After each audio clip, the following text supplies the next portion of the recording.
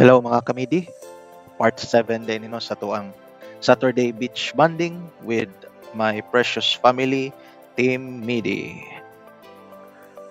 So as you can see, hapit na juta ni maabot og isa ka semana. So ang atong kinabuhi diri sa kalibutan guys, no, maora jud aning dalan. Ay usay paliko, ay usay angaton, ay usay dulhugon.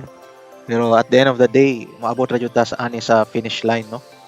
Maunang kapit lang kay naara si Lord mag-auban sa tua.